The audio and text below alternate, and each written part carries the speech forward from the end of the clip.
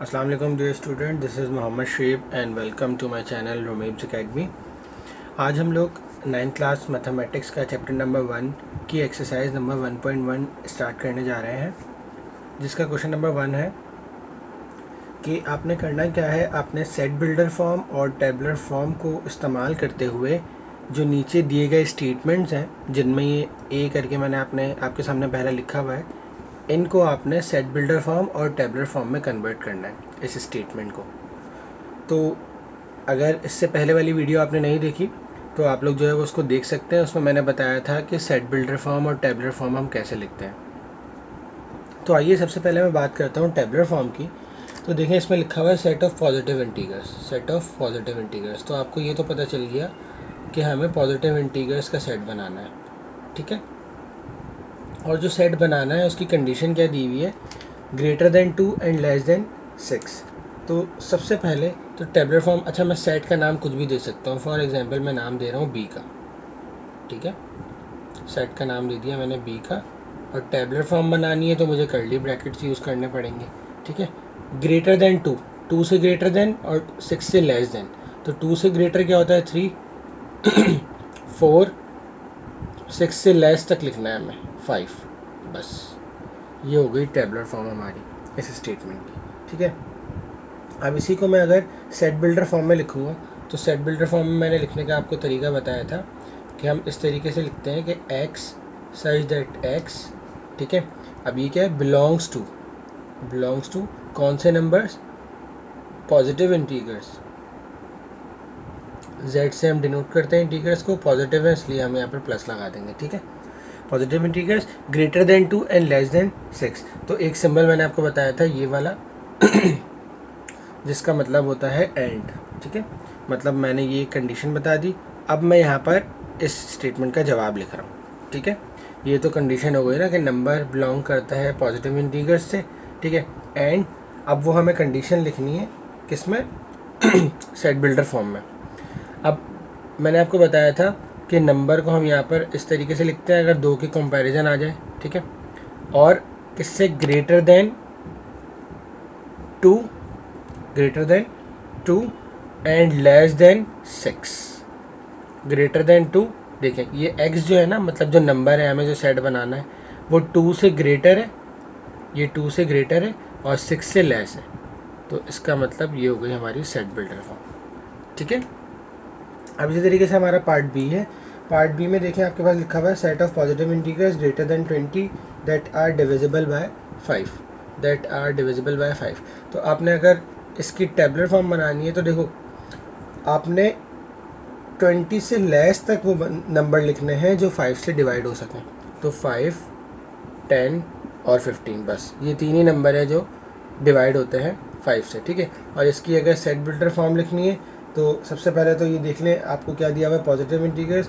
तो स्टार्टिंग में तो सब कुछ यही होगा, x such that x belongs to positive integers, ठीक है। और यहाँ पर जो है हम क्या लिखेंगे कि अब देखो यहाँ पर जो है ना, हम इस तरीके से इसको नहीं लिख सकते क्योंकि यहाँ पर तो एक कंडीशन दी हुई है ना। तो हम लिखेंगे कि x multiple of x multiple of 5 और लेस देन 20, लेस देन 20, बस, ठीक है। ये हो गई हमारी सेट बिल्डर फॉर्म, ठीक है। आगे चलते हैं। सी में आपको लिखा हुआ है set of natural numbers between 4 and 12। तो आप 4 एंड 12 के दरमियान नेचुरल नंबर्स भी लिख सकते हो, ठीक है। 5, 6, 7, 8, 9, 10, 11 तक इसका आंसर आ जाएगा टेबलर फॉर्म में।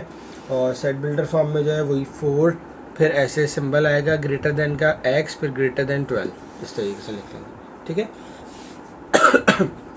और इसका पार्ट 4 जो है, पार्ट 4 लिखा हुआ है first 6 positive prime numbers.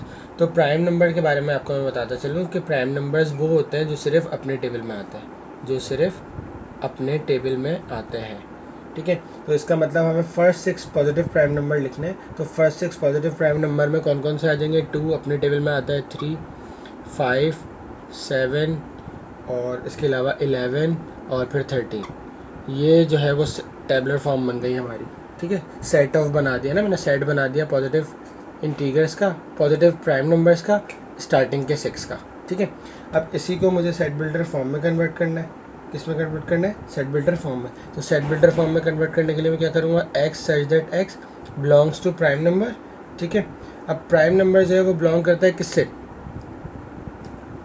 2 less than equal to, मतलब यहाँ से अगर पढ़ूंगा तो 2 greater than equal to x और लेस देन इक्वल टू 13, ठीक है।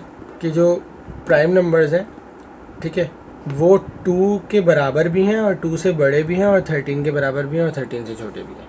तो ये आगे सेट बिल्डर फॉर्म, ठीक है। आगे चलते हैं क्वेश्चन नंबर 2 की तरफ। अच्छा, क्वेश्चन नंबर 2 में जो है हमें बस सिर्फ ये बताना है कि कौन से, जो आपको क्वेश्चन नंबर 2 में आपको दिए हुए हैं ABCD करके, उसमें आपको सिर्फ ये बताना है कि इसमें से कौन से नल सेट है। नल सेट मैंने आपको बताया था वो होते हैं जो एग्जिस्ट नहीं करते, ठीक है। तो आपका क्वेश्चन नंबर 2 का पार्ट 1 जो दिया हुआ है उसमें लिखा हुआ है कि x such that x is a letter before A in the English alphabet. अब आपको पता है कि आपके पास जो है वो कोई भी लेटर जो है वो इंग्लिश अल्फ़ाबेट का ए से पहले नहीं आता। तो इसका मतलब जो इसका पार्ट ए है, मतलब जो सेट ए है वो क्या हो जाएगा, नल सेट हो जाएगा, ठीक है। इसको मैं इस तरीके से भी लिख सकता हूँ और करके इस तरीके से भी लिख सकता हूँ, ठीक है। पार्ट बी में जाते हैं हम। पार्ट बी में लिखा हुआ है x such that x plus 5 is equals to 5। तो देखें ये लिखा हुआ है x such that x plus 5 is equals to 5। तो ये आपका नल सेट नहीं है, क्योंकि ये +5 उधर जाके -5 हो जाएगा, 5 - 5 0, तो 0 हो जाएगा। 0 जो है वो नल सेट नहीं होता, 0 एक आंसर है ना, 0 एक एलिमेंट होगा, किसी भी सेट का 0 एक एलिमेंट होता है। जैसे होल नंबर होते हैं तो होल नंबर स्टार्ट ही 0 से होता है, सही है। तो इसका मतलब ये नहीं है कि 0 जो है वो नल सेट है, तो इसका आंसर जो है वो 0 होगा। क्या होगा? 0। नल सेट नहीं है इसका आंसर। ये नल सेट है, ये नल सेट नहीं है, ठीक है। अब सी में जाते हैं हम। तो क्वेश्चन नंबर 2 के पार्ट सी में आपको दिया हुआ है x such that x is less than 7 and greater than 8। अब 7 से लेस तो इतने नंबर है, ग्रेटर देन 8 तो इतने नंबर है।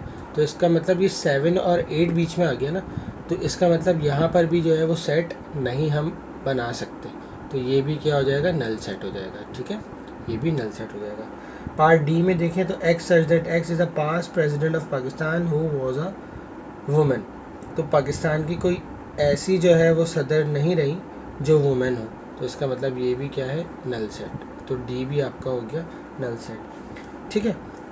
अब क्वेश्चन नंबर 3 में चलते हैं। क्वेश्चन नंबर 3 में आपको दिया हुआ है कि कौन सा सेट फाइनाइट है और कौन सा सेट इनफाइनाइट है। तो आपको इसका भी पता है कि कौन सा सेट फाइनाइट होते हैं, कौन सा सेट इनफाइनाइट होता है। जैसा कि मैंने आपको बताया था कि आपके फाइनाइट सेट कौन से होते हैं जिनकी काउंटिंग जो है वो चलती रहती है, ख़त्म नहीं होती, जिनकी काउंटिंग चलती रहती है, ख़त्म नहीं होती। तो इसी तरीके से अब देखें द मंथ ऑफ एयर है, द मंथ ऑफ एयर, ये आपका कौन सा सेट है, फाइनाइट सेट है। इसकी काउंटिंग जो है फाइनाइट का मतलब होता है जिनकी काउंटिंग ख़त्म हो जाती है।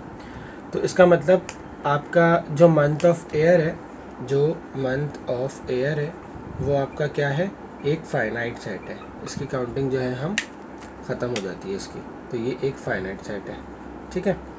इसके पार्ट बी में चलते हैं। The days in a year, साल के अंदर दिन जो है वो हमें पता है कि फिक्स्ड होता है, और वो कितने होते हैं, कितने होते हैं, 365। तो इसका मतलब ये भी एक फाइनाइट सेट है, ठीक है, ये भी एक फाइनाइट सेट है।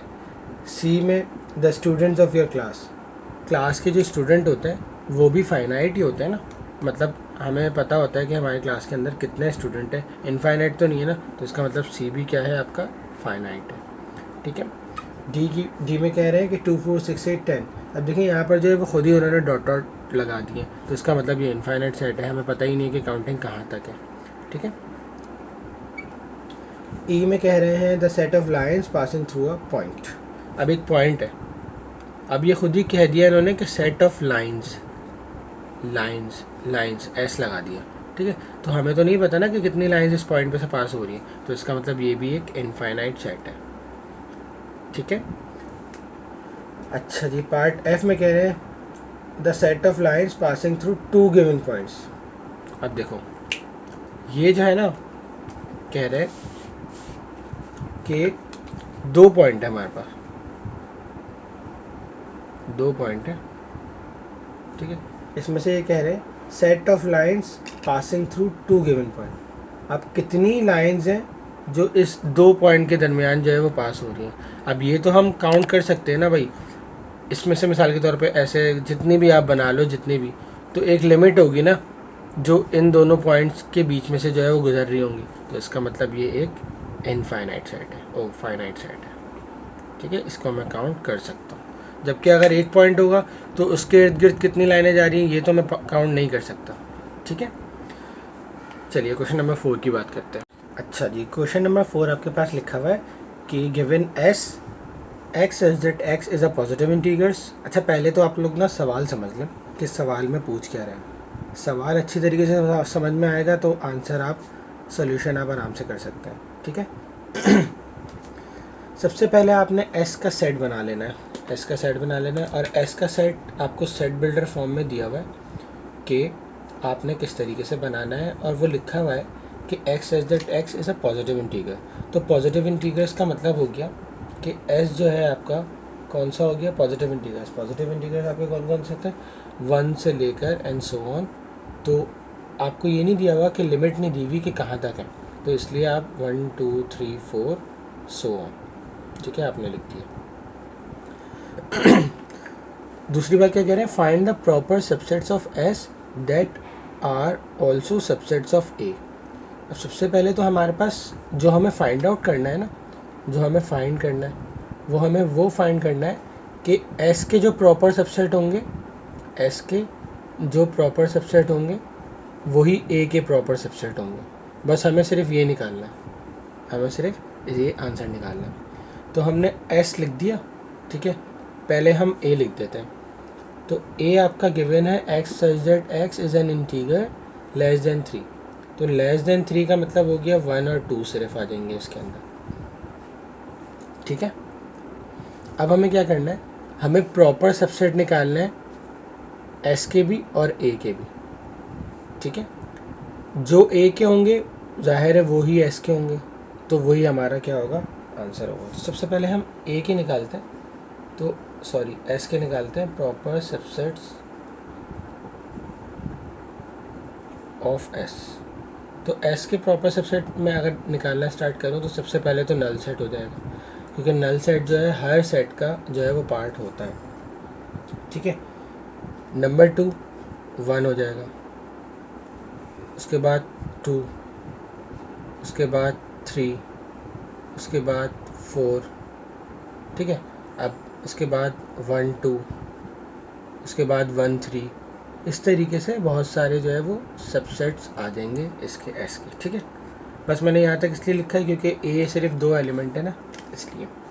अब मैं बात करूँ प्रॉपर सबसेट ऑफ ए की, तो प्रॉपर सबसेट ए के क्या निकलेंगे, नल सेट 1, ठीक है, 2 और 1 2, बस इसके अलावा कुछ भी नहीं। तो ये कह रहे क्या थे सवाल में कि जो एस के प्रॉपर सबसेट होंगे और ए के जो प्रॉपर सबसेट होंगे वही हमें आंसर चाहिए, वही हमें निकालना है कि find the proper subset of S that are also subsets of A. तो इसका मतलब ए के जो सबसेट हैं वो एस के भी सबसेट है। देखें नल सेट, ये 1, ये 2 और ये 1 2, तो ये चारों के चारों जो हैं वो ए के भी हैं और एस के भी हैं। तो इसका मतलब हमारा आंसर यही हुआ।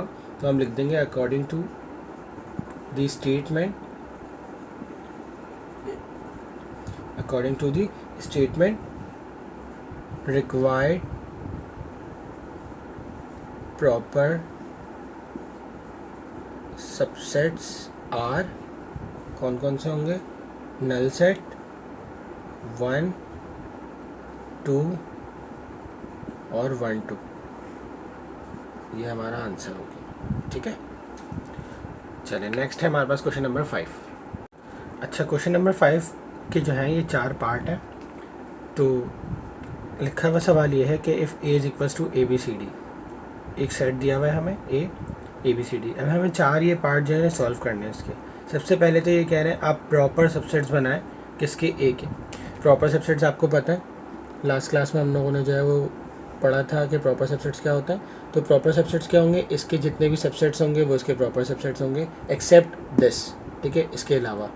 पावर सेट और प्रॉपर सबसेट में सिर्फ यही फ़र्क है कि पावर सेट में ये वाला सेट भी इंक्लूड हो जाता है, जबकि प्रॉपर सबसेट में ये वाला सेट इंक्लूड नहीं होता। तो अगर मैं पावर सेट की बात करूँ तो 2 की पावर 4 16, तो इसका मतलब इसके 16 नहीं, इसके 15 प्रॉपर सबसेट्स बनेंगे।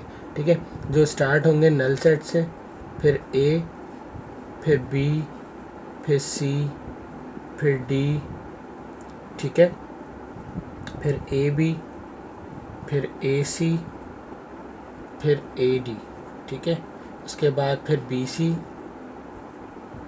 फिर बी डी, ठीक है, उसके बाद सी डी,